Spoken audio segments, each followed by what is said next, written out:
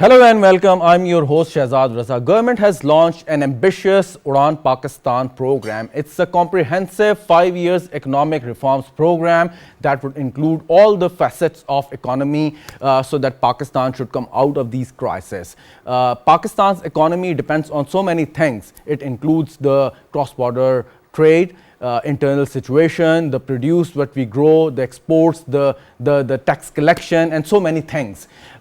In Pakistan, it's one thing is very much important, that the political stability is something which guarantees the economic development. If there is no political stability, then economic development can be a far foreseen dream. Right now, the government is working hard to keep every stakeholder on board so that we should have a solid, sustainable economic growth in the years to come. And that is basically the purpose of launching this specific program.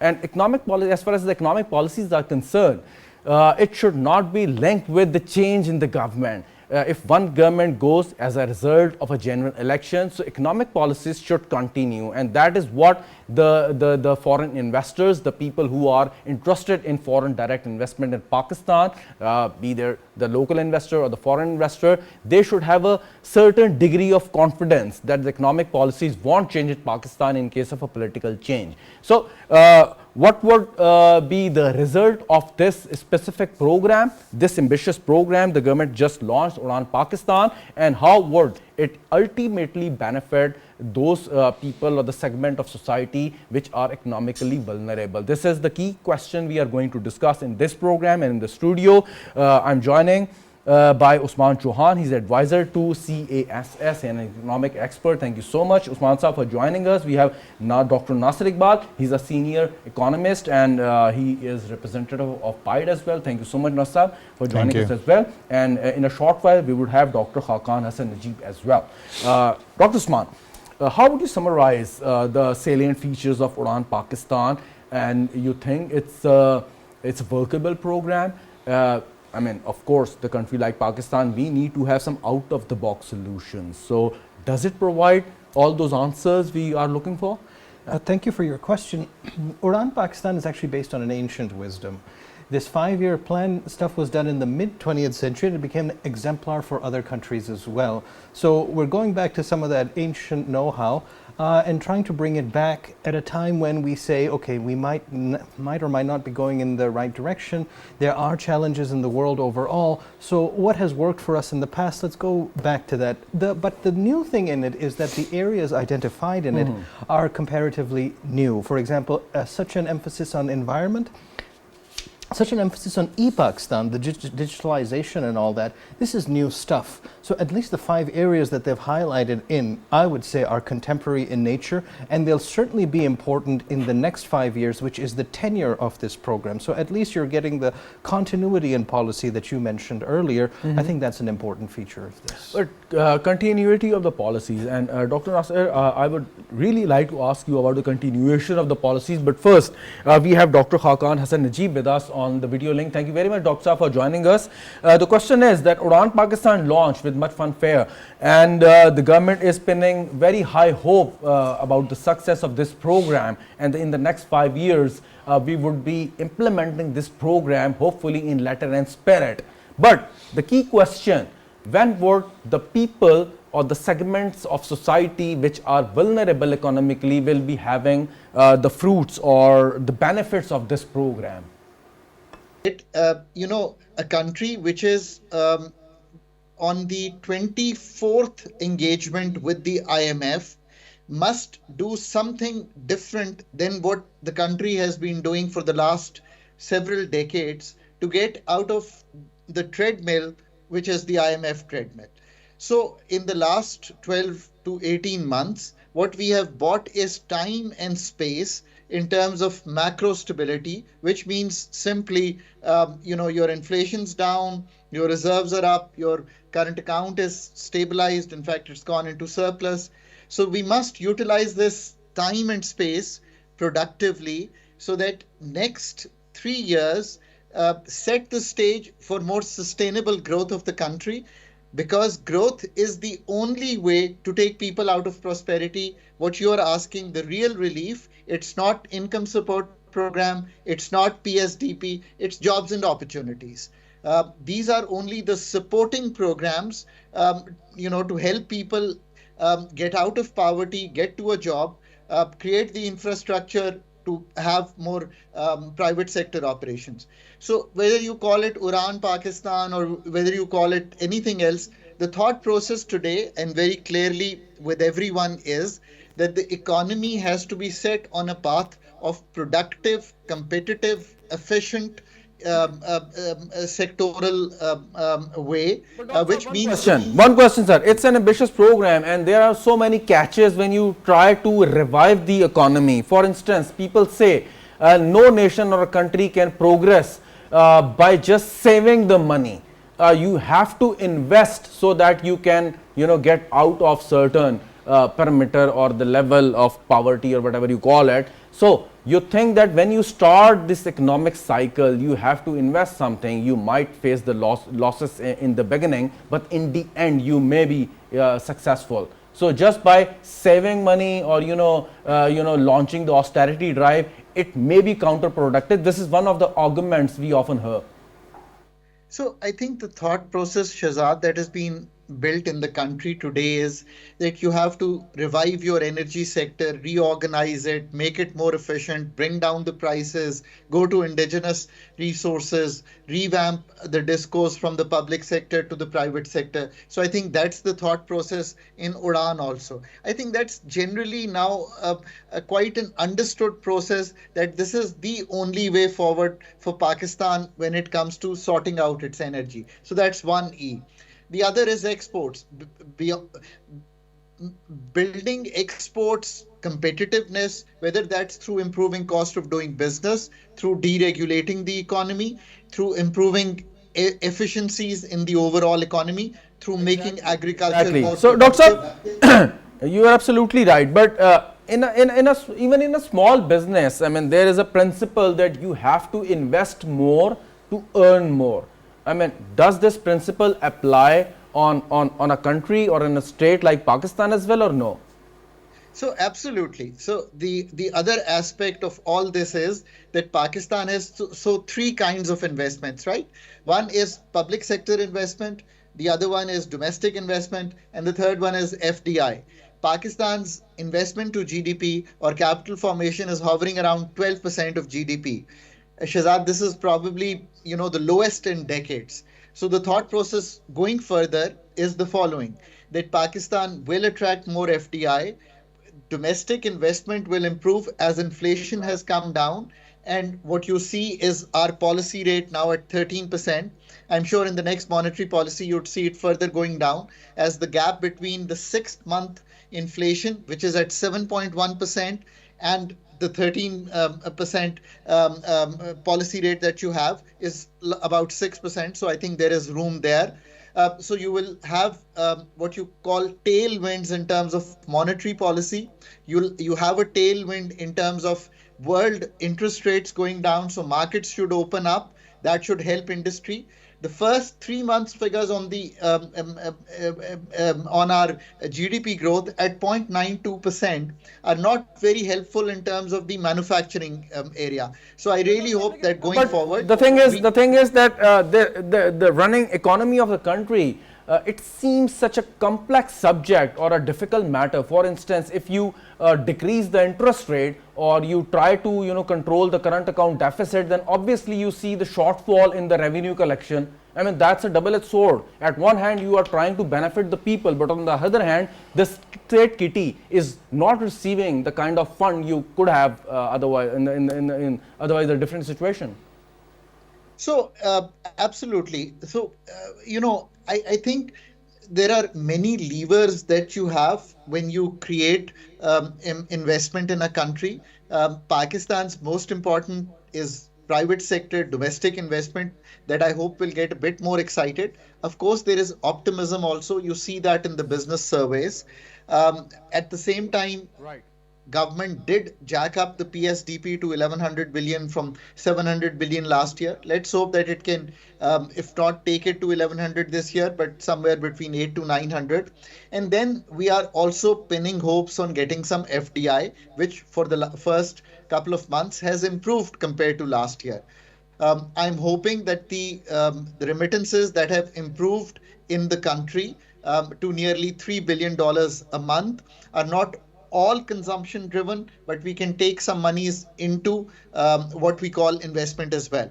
So overall, spurring investment is also when you have a plan like Udaan or a transformation plan, that is what excites the economic agents to invest in a country where they see hope, where they see. One last question. Sorry to interrupt. I just want to save time of this program. Just one last question is that you think while at one hand the government is trying to save money by curtailing unnecessary or non-development expenditure at one hand, but on the other hand, would you suggest or recommend that government should really spend on the development activities and given the context of what the United States of America did during the Depression in 1930s, then when they invested more and more in the public sector programs to revive the economy? So what you're talking about is the Marshall Plan that the US had. Shehzad, one thing is true that our PSDP counts in the overall capital formation in the country. But I think where the government now has to reorient is to deregulate the economy, create more space for the private sector, stop borrowing at this rate where we have been borrowing to fulfill our fiscal deficit so that monies flow to the private sector. The investment in the private sector is far more efficient than doing just PSDP. So where we can continue to do 700-800 billion rupees of PSDP, but we must realize that the efficiencies would be far greater if we were to create space for the private sector to do this. Just imagine the telecom sector, just imagine your own sector where we've opened up so many channels, the telecom. Dole out the money, but it should let the private sector do it, all the development activities. The government should have then oversight or the good management skills to make things work effectively. That's correct. So, and the government should also do good regulation. It should do good policy. These are the two important facets that the government has to do. In the past, what we've seen in terms of power policies, that they haven't been as beneficial when we were doling out 17% rate of return based on dollars for which we are paying. They should think how CPEC 2 has to be structured. So governments should reorient their time, their efforts, their energies on doing policy frameworks which are beneficial, long-lasting, Absolutely, that's create a competitive economy. Couldn't agree more, Dr. Khaqan. Najeeb, thank you so much for your time and joining us in this program. Dr. Nasir, thank you so much for waiting, first of all. And secondly, this Uraan Pakistan, it has a broad framework that involves 5 E's. So starting from one of the E's is the environment, food and water security. So let me begin by asking you this question, that how can we achieve the food security as far as you are self-sufficient feeding 240 million people in Pakistan? That would be a great success for any government in incumbent government. So how can we achieve the food security? I mean, that's my first question to you. I think it's a very important question. Let me give you the very brief the way that we come to this situation. If we look into the very first 5 years plan, the one of the key issue highlighted in the very first plan is the food security. It means we didn't learn anything in last 70 years or 75 years how to manage this issue of food security. The solution to me is very simple. The solution lies on the private sector, on the market. What happened with the agriculture sector? There is no fertilizer market, there is no seed market, there is no logistic market. And why not? There is no storage market. And why not? Because most of these markets either run by the government or controlled by the government. Look at the procurement of the wheat. So we create a mess last year by not procuring, and most of the time we try to fix the minimum wage price. But we always heard an argument that wheat is procured by the public sector or by the government so that the interests of the farmer could be safeguarded. No, that's the wrong approach. Okay. Look at what happened with this procurement processes. Most of the time after 6 months you heard that the most of the wheat become unusable because they don't have enough facility to store that wheat. And the storage is not meant for government, it's a private sector. The private sector can create a storage capacity and they can run these businesses very efficiently. What the government only can do is to allow these private sector to make investment. Look at the example of corn. Corn is managed by the private sector.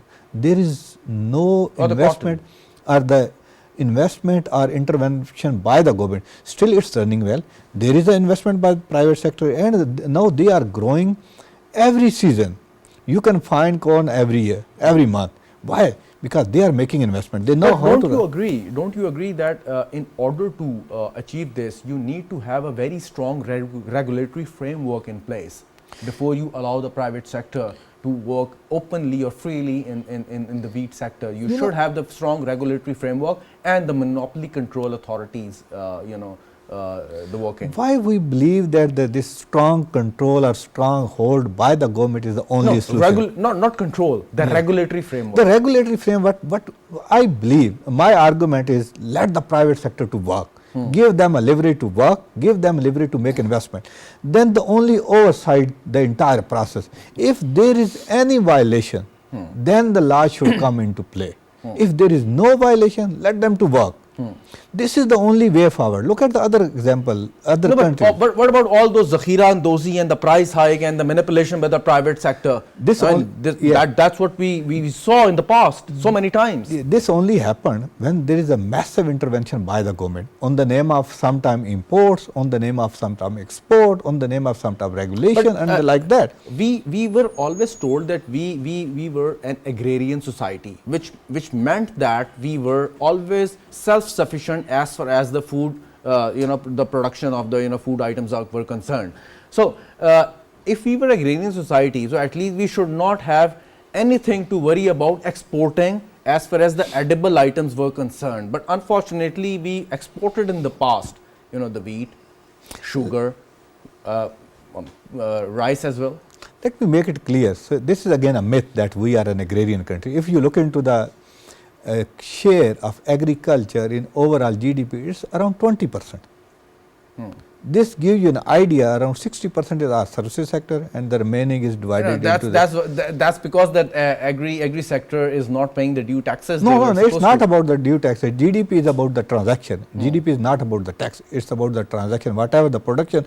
Even this 0.9 growth that the recently government announced is mainly driven by the agriculture sector, and there is a dismal growth or the performance by the industrial sector. So, that is counting in your GDP. So okay, so my question is that 5 E's, export, Pakistan, equity and empowerment, environment, food, water security and energy and infrastructure. Should we be focusing primarily on the food security first and then we go ahead with other E's? To me, we should work in parallel. No, to me, the only focus for next 3 years is the first E, that is export. Export. Let other to work in a parallel way and allow the private sector to do their own export business. What? The government only creates export what? A culture of a local investment. So, what are we going to export in the next 3 years as you just mentioned? Yeah, we have the potential in agriculture, we have the potential in e-business, we have the potential in all other small equipment. When we talk e-business fine, small business is fine, but as far as the agriculture is concerned, so I'll get back to you on this. I mean, Dr. Usman Saab, if you are going to export the agricultural products from Pakistan, but should it be not the priority of the government or the state to first safeguard the rights of the people of Pakistan, as far as the food security is concerned? First, I should have the wheat or the other edibles within my access, and then if there is something access, then that could be exported. I understand your point. The point is that you must prioritize your own people first. And this is true, but the ways in which we do it, it's more complicated in real life. For example, if you want to produce anything in this country, you'll find that the supply chain somewhere needs some imports. And if you need imports, you need foreign exchange. So you got to export or you got to have remittances. So it all comes out in a complex balance.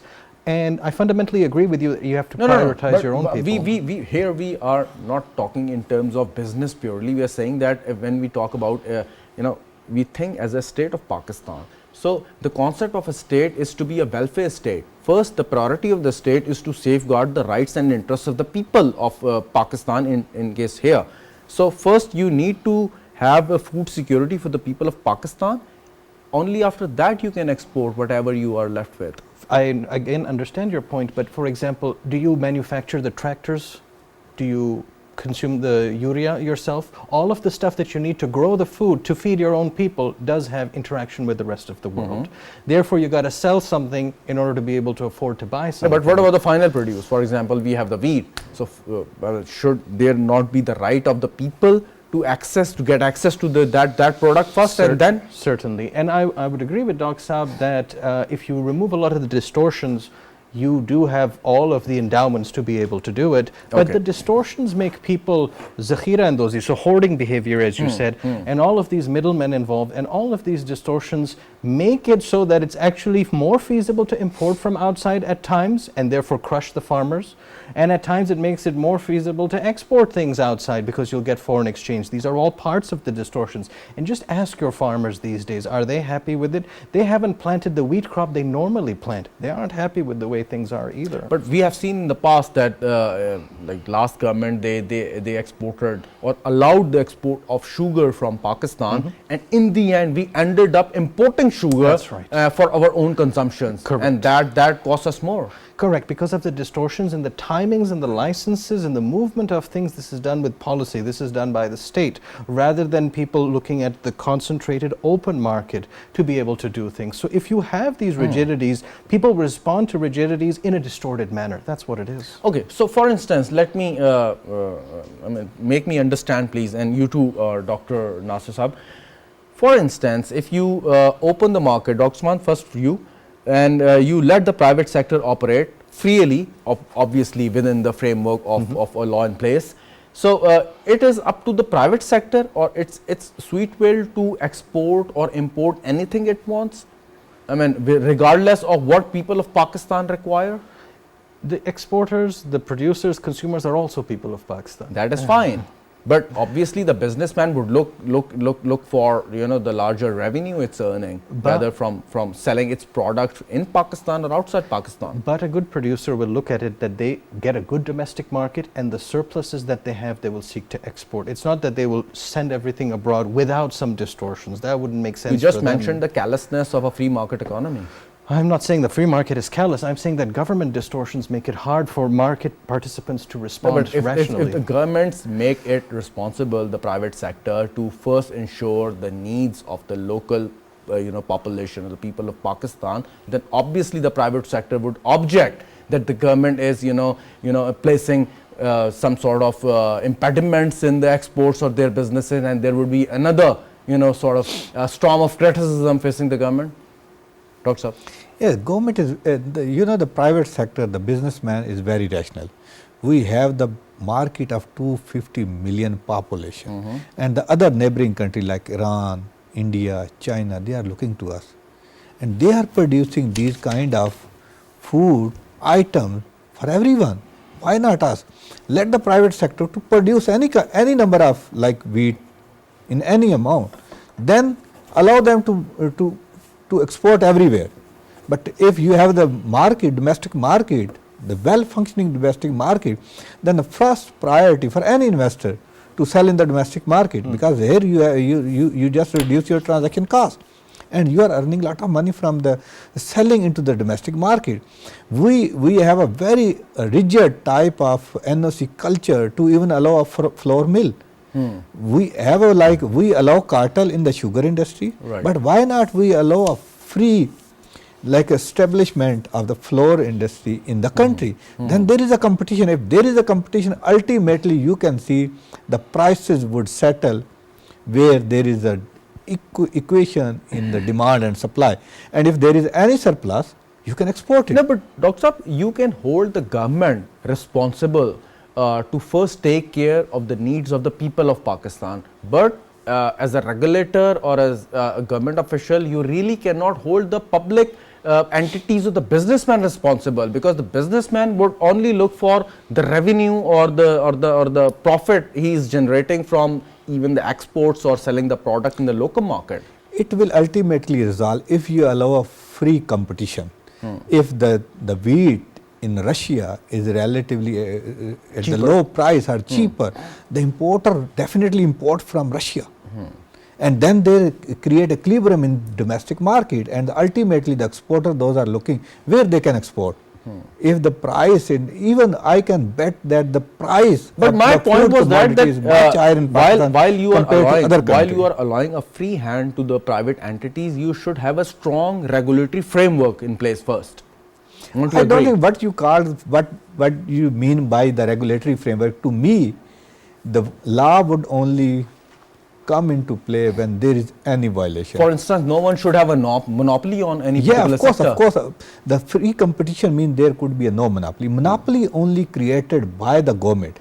Private individual don't have any capacity to create a I monopoly. mean, there Look are at several sectors where the private sectors have a complete monopoly. why the question is why that is super important, because the government is protecting Right. those sectors. Government is subsidizing those Okay. sectors. There is no competition in these sectors. If government remove all kinds of subsidy, then in the next 3 to 4 years you can find a competitive market. All right. Dr. Usman, one of the 5 E's, it's about energy and infrastructure. And as we know that the power tariff, they are really high as far as the domestic and commercial subscribers are concerned. So in the next 5 years, is there any hope that these prices would come down, especially for the domestic users? There is certainly room for that. Right now, there's two competing forces. One force is the one that's pushing us to raise these, which is the IMF program, because it wants you to rationalize how things work. At the same time, you have a shift. There's just one question. Rationalize how things work, or it's an easy money they can get out of the consumers? Yes, that's precisely the So point. we really cannot say that rationalizing. I mean, it's something that IMF would really push you for that, so Yes. that they ensure that their loan, which we are getting as a state of Pakistan, would be returned in due course of time. Yes, and rationalization in this context means bringing some balance to it, because Okay. their argument is that it's too cheap relative to what it should be. Basically, they believe that Pakistan Cheaper? Look at the rest of the world. I was just talking to a Bangladeshi. Everything in Bangladesh is twice as expensive, right? Look at the per capita income of Bangladesh and Yes. Pakistan. I mean, would you Yes, compare but with that? why is that the case? That's a way deeper question, because you have depressed wages for so long. You've lived in a bubble, you've lived on an island, but you're not actually an island. And so you had depressed wages, depressed costs, and now IMF is saying, get into the real world and play with the rules. I mean, there are two answers. One, you reduce the power tariff, or you increase the income of every person in Pakistan, so that it can afford even the higher tariff, Yes. whatever the electricity or gas charge is. But that's so where- what is the best option? That's where the competing force comes. The competing force is that people are going off grid. They are solarizing like Yeah. nobody's business, because when they can't afford this, the way that they're being forced to get into the world market is very painful That's for true. people. So they're just going to do their own thing. And ultimately, that'll be very hard for the government to manage grid stability. And this is not just a problem in Pakistan. Even countries like Australia are struggling to maintain grid stability, because those who can't afford solar will be the only ones left, and that'll be tough. This is a very successful practical demonstration that at individual level you are going solar, Yes. right? And you are saving so much money every month you are otherwise going to pay to the independent power producer or the public sector company.